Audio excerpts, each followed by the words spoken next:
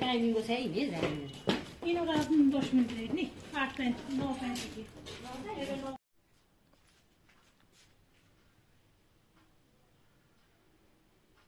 এখন সিমলার ওয়েদার কতটা আর কলকাতায় কতটা ওয়েদার এটাই আজকে আপনাদের বলবো। হ্যালো ফ্রেন্ড, ওয়েলকাম মাই চ্যানেলে। আপনারা সবাই কেমন আছেন? আশা করি খুব ভালো আছেন। আলহামদুলিল্লাহ আমরাও খুব ভালো আছি।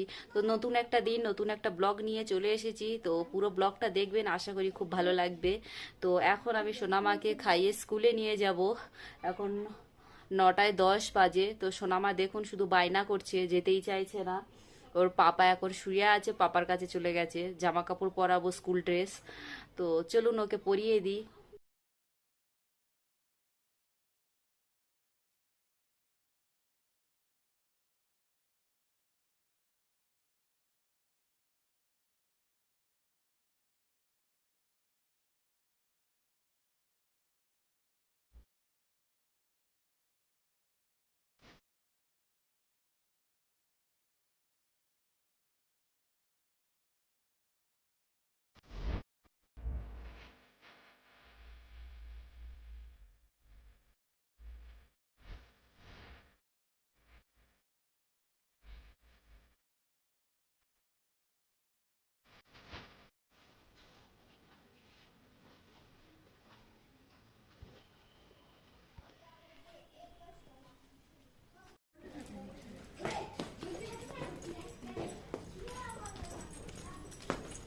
সোনামাকে স্কুলে নিয়ে যাচ্ছি।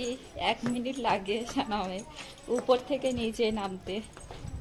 সোনামা স্কুলে দিয়ে আসলাম। তো সবসময় প্রিন্সিপাল বাইরে দাঁড়িয়ে থাকে, যখন কোনো বাপ মা যায় তাদের সঙ্গে খুব ভালোভাবে ব্যবহার করে, খুব ভালোভাবে কথা বলে। তো প্রিন্সিপাল আর উনি ওই মানে স্কুলটার মালিক।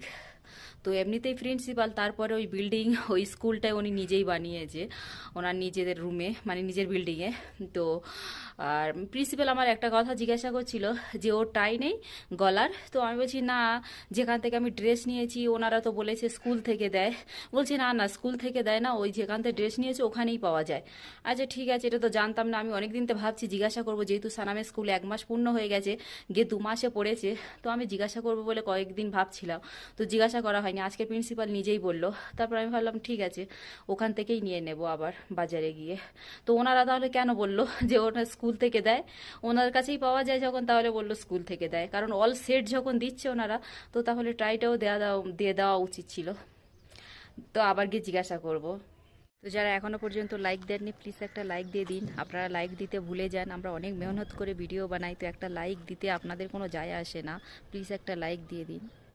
সোনামার পাপা এখনো ঘুমাচ্ছে, এখন বাজে 9:30। তো কালকে অনেক জামা কাপড় কেচেছিলাম, এই জ্যাকেটগুলো দিয়ে আসি রোদে। 2-3টে শুকায়নি, বাদবাকি তো পাতলাগুলো শুকিয়ে গেছিলো।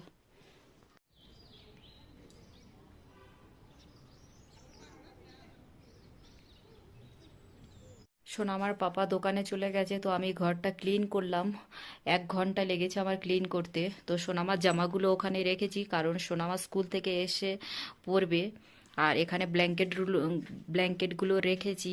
আর রোজ লাগে, 12 মাস আমার এই ব্ল্যাঙ্কেটগুলো রোজ ভাঁজ করতে হয় আর রোজ রাখতে হয়, আবার ফিরে রাতে করে মানে বেডের উপর আনতে হয়। তো এতগুলো রোজ, মানুষ 3 মাস মনে হয় ব্ল্যাঙ্কেট ইউজ করে, মনে হয় অসহ্য হয়ে যায়। আমার তো 12 মাসই লাগে, 12 মাস এগুলো আমাকে ইয়ে করতে হয় রোজ। তো এখানে দেখুন, এইটুকুনি ড্রেসিং টেবিলটা খুব ভালো করে গোছাইনি। তো এখানে চিরুনিগুলো ক্লিন করেছি। তো আমি সপ্তাহে 2বার করে চিরুনি ক্লিন করি। তো এতটাই গুছিয়েছি এখানে। আর টিভিতে সানাম নেল প্রিন্ট লাগিয়েছে, তো টিভিটা খারাপ হয়ে গেছে। টিভিটা পরশুদিন চালিয়েছিলাম, দেখছি মানে টিভি যে স্ক্রিনের যে আলো, ওটাই আসছে না আর। আর এখানে এতগুলো হয়ে গেছে কি বলবো। এখানে একটা ট্রে লাগবে জামা কাপড় রাখার জন্য, প্রচুর যে মানে জ্যাকেট ট্যাকেট হয়ে গেছে। তো এখানে এটা রেখেছি, এটা আমার কুর্তি, এটা নিয়ে যাব টেলারের কাছে এখনই। আর এখানে সব থেকে বেশি মানে গুছানো টাইম লেগেছে, কারণ এখানে সোনামার পাপা রবিবার করে ঘরে থাকলে এত মানে এটা ওটা রেখে দেয়, এখানে ভরে যায় পুরো। মানে এটাই গুছিয়েছি ভালো করে। আর সবগুলো অন্য অন্য জায়গায় নিয়ে রেখে এখানে এই কয়েকটা রেখে দিয়েছি। আর আখরোটটা রেখেছি, কারণ সোনামা স্কুল থেকে এসে আখরোট খাওয়াই ওকে আসলে তখন। তো তো ওর পাপা 3 কিলো আখরোট কিনেছে, তো অনেক দিন আগে কেনা হয়েছে। তো সোনামাকে রোজ 4টে করে খাওয়ানো হয়।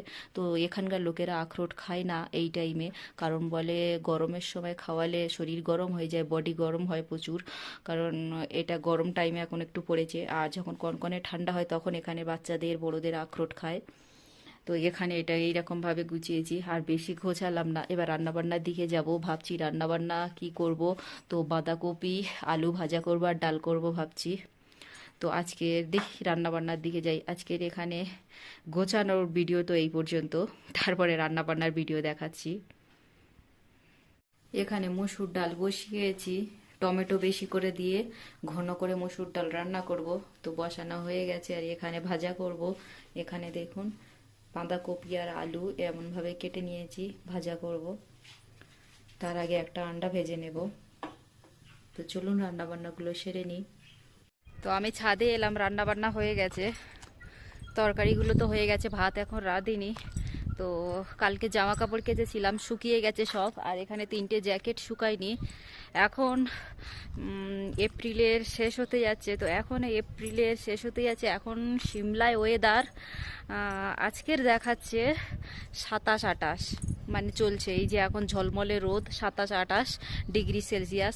এখনও জ্যাকেট পরে থাকতে হচ্ছে, এখনও চুড়িদার পরে থাকা যায় না, কারণ সেই ওয়েদার এখনও আসেনি যে চুড়িদার পরে। তো আমরা ইন্তেজার করি এই সিমলার মানুষরা যে এই 2 মাসের জন্য, যে একটু ভালো ভালো জামা কাপড় পরবো, কবে একটু গরম আসবে। সারা জীবন 2-4টে সোয়েটার আর জ্যাকেটেই সাল চলে যায়, বছর পর বছর চলে যায়, কারণ কিছুই পরতে লাগে না, শুধু জ্যাকেটই পরতে হয় সব সময়। আর এখন কলকাতায় মনে হয় 39, 40, 41 এরকম মানে কি দেখাচ্ছে গরম এতটা। তো কালকের আমার দিদি বলছিল 41, 40 হয়ে গেছিল, এতটা গরম।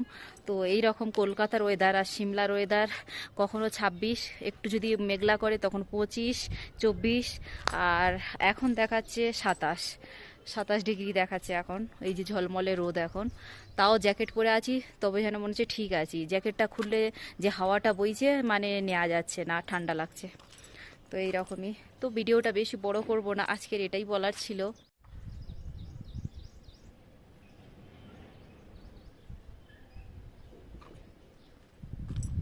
তো এখন 12:30 বাজতে যাচ্ছে, সোনামাকে একটু পরে আধ ঘন্টা পরে নিয়ে আসতে যাব, 1টা 5-এ ছুটি।